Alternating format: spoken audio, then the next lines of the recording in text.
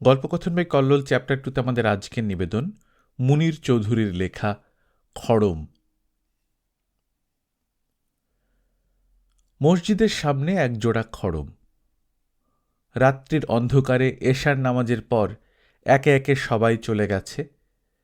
সবার শেষে গেছে সবচেয়ে পরহেজগার ফজু ব্যাপারী। মজবুত খড়ম জোড়া তারই, সারাদিন পায়ে থাকে। অজু করা দেহ মাটির স্পর্শ পায় শুধু এই এশার নামাজের পর। রাত্রির অন্ধকারে একবার মাত্র খড়ম থেকে পৃথিবীতে নামে ফজু ব্যাপারী। সমস্ত দিনের মধ্যে নোংরা মাটি অজু নষ্ট করবার মতো সুযোগ পায় এই প্রথম। 4.5 টাকা দরে ধানের মন কিনে 4.25 টাকা দরে বিক্রি করেও নেকবক্ত আলেম ফজু ব্যাপারীর মন প্রতি 4 আনা লাভ থাকে। সাধারণের কাছে এ রহস্যের সমাধান অসম্ভব। এমনকি গ্রামের মাতব্বররাও কোনোদিন এ বিষয়ে বিশেষ গবেষণা করতে সাহসী হয়নি। খোদার যে প্রিয় বান্দা, খোদার রহমতে তার ভাগ্য অনেক রকমই খুলতে পারে। গ্রামবাসীরাও তাই বিশ্বাস করত। পাক শরীরে পাক মনে হালাল রোজগারের চেষ্টা করলে খোদা তার উন্নতি না করেই পারেন না। সমস্ত দিনের মধ্যেই সবসময় পাক থাকতেও তারা দেখেছে ওই একমাত্র ফজু ব্যাপারীকেই। চালের বস্তার পাশে চৌকির ওপর পাল্লার সামনে সারাদিনই তো ফজু ব্যাপারী বসে থাকে। অথচ অজু নেই এমন কথা কোনো ক্রেতাই কখনো বলতে পারবে না। যদি বা এক আধবার পায়খানা পেশাব করবার জন্যে তাকে উঠতে হয়, তবু আবার দোকানে এসে বসবার আগেই অজু করে বসা চাই।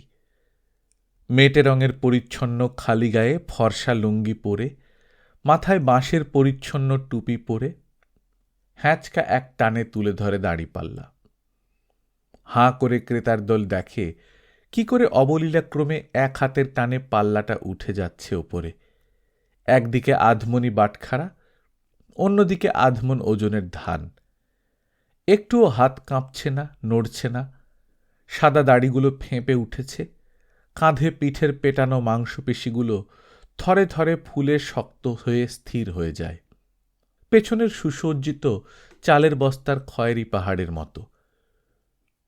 50 বছরেও অস্থি মাংসের এই অদ্ভুত বলিষ্ঠতা এ শুধু খোদার হুকুমেই সম্ভবপর।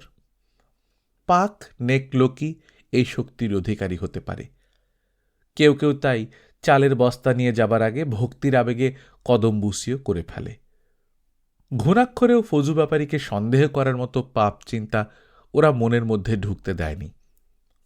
কোনোদিন চালের বস্তা দ্বিতীয়বার ওজন করে তার ওজনের পরিমাপ পরীক্ষা করে দেখবার অসম্ভব কল্পনা ওদের মনে জাগেনি।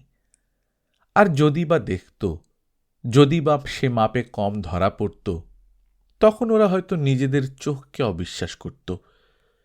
কিন্তু ফজু ব্যাপারীকে। হাটখোলার মধ্যিখানে বিরাট এক বটগাছ। কচি সবুজ পাতা ভোরের কাঁচা আলোতে ঝলমল করছে।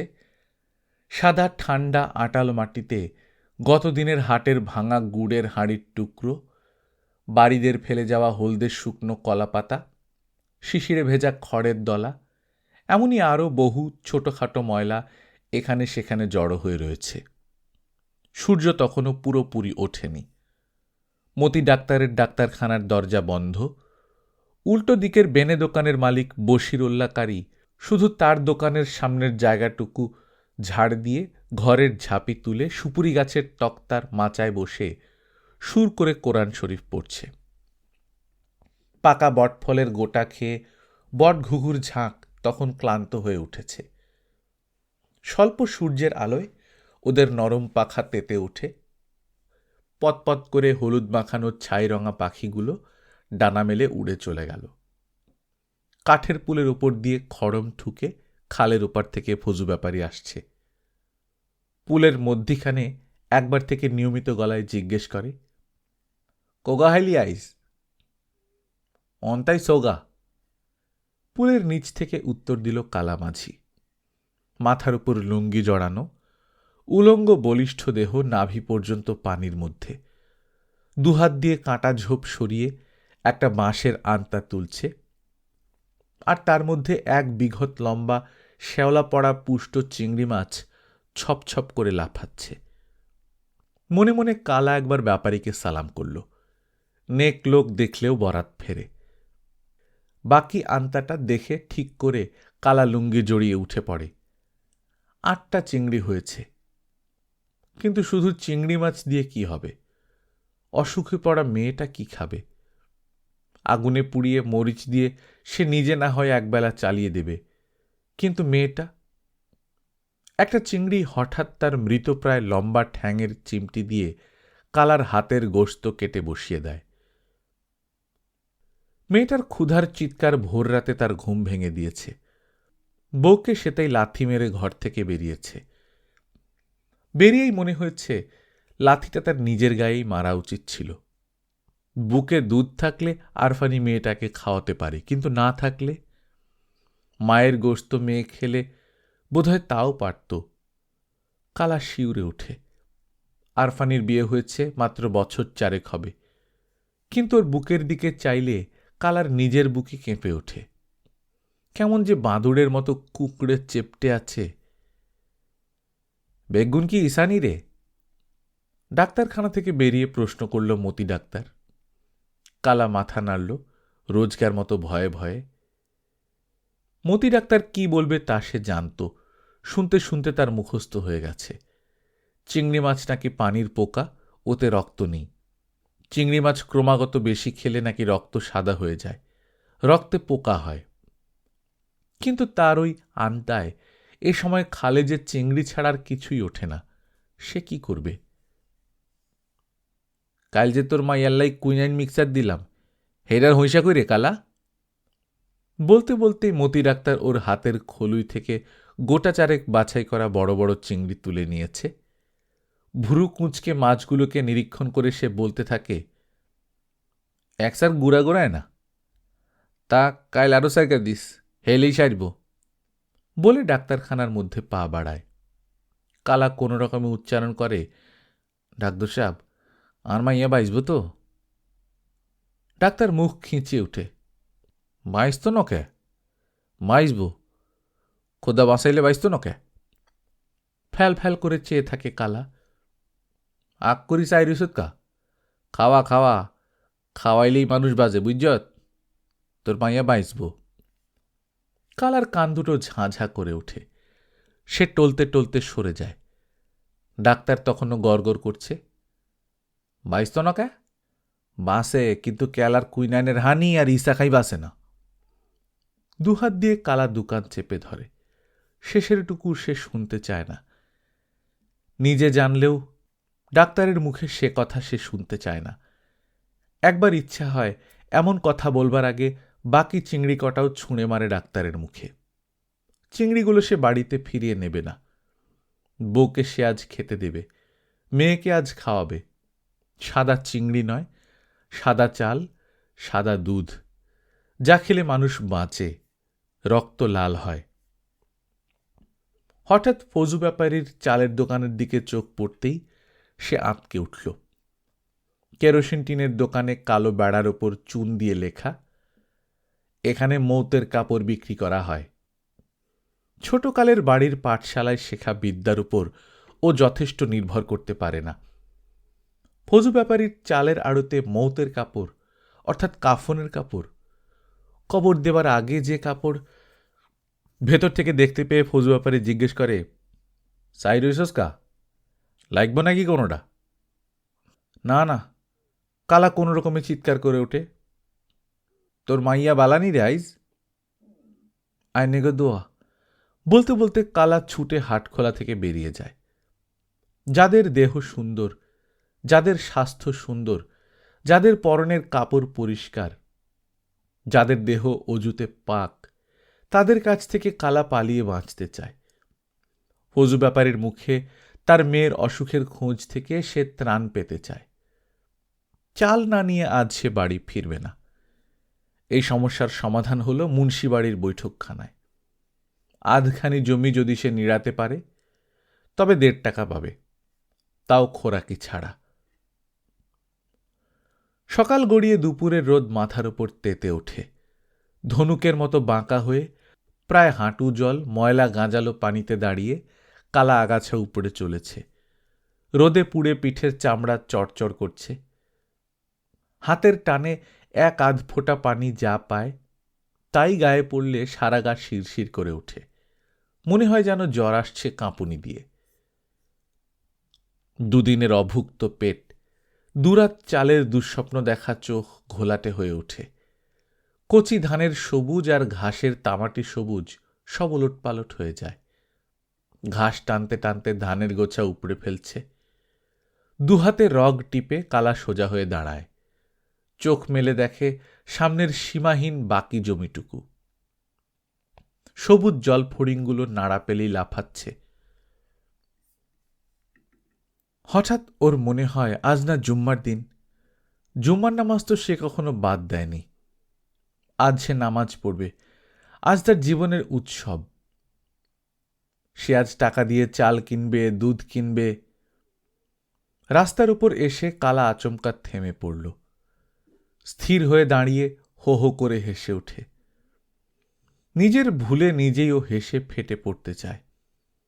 বাড়তি লুঙ্গি তার শেষ হয়েছে যেদিন থেকে সরকারের পেয়াদা এসে তার কেরায়া নৌকা 25 টাকা আর ভবিষ্যতের অনেক প্রতিশ্রুতির বিনিময়ে ছিনিয়ে নিয়ে গেছে। পরনের লুঙ্গিটা পরেছে একাধারে হপ্তা তিনেক ধরে। লুঙ্গি পাক থাকবে কি করে? সে তো আর ফেরেশতা নয়। আর বউয়ের সঙ্গে সে তো ল্যাংটা হয়ে সংসার করতে পারে না যে রোজ ভোরে গোসল সেরে পাক লুঙ্গি পরে সে ঘর থেকে বেরোবে।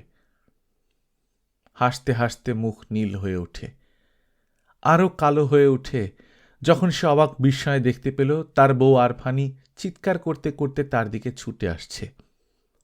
পেছনে ছুটতে ছুটতে আসছে ফজু ব্যাপারী আর গ্রামের 2-4 গণ্যমান্য লোক। আরফানির কাপড়ের বাঁধনে না আছে ইজ্জত, না আছে আব্রু।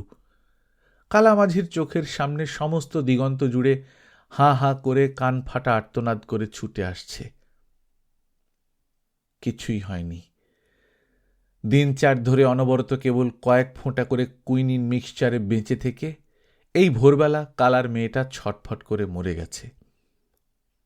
ঘরের দাওয়ায় কালা গুম হয়ে বসে আছে। দুহাতে মাথা গুঁজে পায়ের দিকে মরা চোখে চেয়ে দেখে সেখানে একটা জোঁক অনেকক্ষণ ধরে রক্ত চুষে পেট ফুলে উল্টে পড়ে আছে। সেই একটুখানি ক্ষীণ রক্তস্রোতের চারপাশের চামড়া পচা পানিতে ভিজে কেমন যেন সাদা আর ছ্যাঁকড়া ছ্যাঁকড়া। ঘরের ভেতর থেকে আরফানি থেকে থেকে গোঙায়, আয় বাত কাইয়ুম, আয় মইত্তাম ন, আয় মইত্তাম ন, আয় বাত কাইয়ুম। কালা পাটা একবার নাড়ে, দেখে নড়ে কিনা, মারবার জোর আছে কিনা। ফজু ব্যাপারী চলে গেছে। ফজু ব্যাপারী দয়া করে সব করে গেছে। মায় নিজের দোকান থেকে কাফনের কাপড়টুকু অবধি ধার দিয়েছে। যাবার সময় শুধু আরফানিকে বলে গেছে কাফনের কাপড় বাকি রাখা গুনাহ, ওতে মুর্দার রুহ কষ্ট পায়। কাফনের কাপড় বাবদ বাকি 3 টাকা তাই যেমন করে হোক কাল ভোরেই তাকে ফিরিয়ে দিতে হবে। আরফানি আবার কাতরাচ্ছে, আই মইত্তাম ন, আই মইলে আরও কাফনের কাপড়ের দাম বাকি থাকব। কালার পা মাথা সব ভারী হয়ে আসছে, কিছুই আর নড়তে চায় না। কানের কাছে আরফানির অসংলগ্ন বিলাপ ওর স্নায়ুতন্ত্রীকে ঠান্ডা করে আনতে চায়।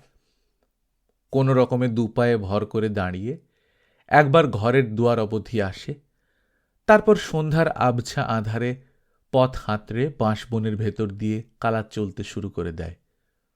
দুচোখ আঁটাল হয়ে বুঁজে আসে একটা অদ্ভুত ক্লান্ত শ্লথ ঘুমে। বৃষ্টির ছাট লেগে যখন চোখ মেললে তখন দেখে চারিদিকে ঘোর অন্ধকার। খালপাড়ের মরা তালগাছটার গোড়ায় মাথা দিয়ে সে শুয়ে। চারদিকে ঝিঁঝি ডাকছে।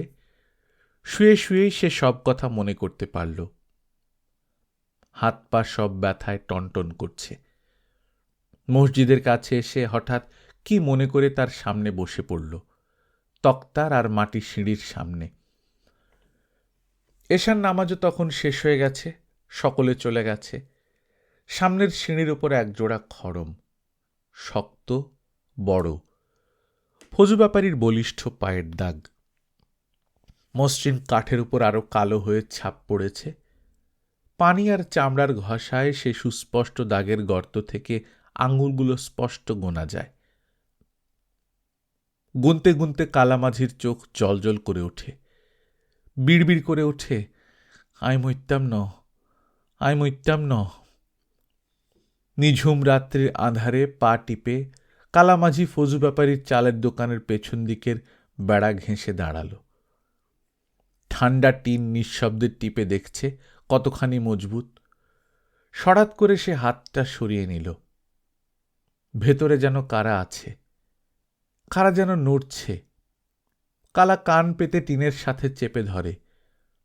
ধানের রোয়া রোয়া গন্ধ এসে কালার স্নায়ু বিবশ করে দিচ্ছে। আর ভেতর থেকে দ্রুত নিঃশ্বাস স্পন্দিত শব্দ। করস কি? এমুই হরিয়ায় কাফনের উপর হুচ্চত কে? এমুই কাইতে আয়। খিলখিল করে একটা মেয়ে হেসে ওঠে। কাফনের কাপড়? হেমুই যার তো সাইলের বস্তা। আনি হইতুম। সাইলের বস্তার লগে ঠেস দিলে আর ডর করত ন। আরফানের বিকৃত হাসির কাকলিকে নিষ্পেষিত করে গর্জন করে ওঠে ফজু ব্যাপারীর স্ফীত নাসার তপ্ত প্রশ্বাস। পরের দিন ভোরের বেলায় বট ঘুঘুর ঝাঁক যখন রোদের আঁচ পাওয়া মাত্র উড়ে চলে গেছে, যখন সদ্যস্নাত শান্ত সৌম্য ফজু ব্যাপারী তার দোকানে এসে বসেছে, তখন ধীরে ধীরে এসে দাঁড়ালো কালামাঝি। কোমর থেকে একটা 10 টাকার নোট বের করে ফজু ব্যাপারীর সামনে রাখল। পরিচিত নোটের ভাঁজে সস্নেহে হাত বুলিয়ে ফজু ব্যাপারী প্রশ্ন করল, কাফনের বাকি দিতে এলে বুঝি বাবা? জি। আর কি দিউম? কিছু চাইল? না, বাকি ঠেয়া দিয়া কাফনের কাপড় দেন। চমকে উঠল ফজু ব্যাপারী। কাফনের কাপড়? কার লাই? আরফানির লাই। চমকে উঠেছিল শুধু এক মুহূর্তের জন্যে। তারপরই ফজু ব্যাপারী পরিচ্ছন্ন হাতে কাপড় কাটতে শুরু করে। সাদা কাপড়, প্রমাণ মাপের স্ত্রী মুদ্রাকে আগাগোড়া মুড়ি দেবার জন্যে যতখানি দরকার। গল্পকথনবাই কল্লোল চ্যাপ্টার 2তে শুনছিলেন মুনির চৌধুরীর লেখা খড়ম। আমরা নিয়মিত গল্প পাঠ করে শোনাচ্ছি। আপনারা যারা প্রথমবার মতো শুনছেন, কাইন্ডলি সাবস্ক্রাইব করে নেবেন। গল্প পাঠ ভালো লাগলে বন্ধুদের সঙ্গে শেয়ার করবেন। নিজে ভালো থাকবেন, আশেপাশের লোকজনকে ভালো রাখবেন। টাটা।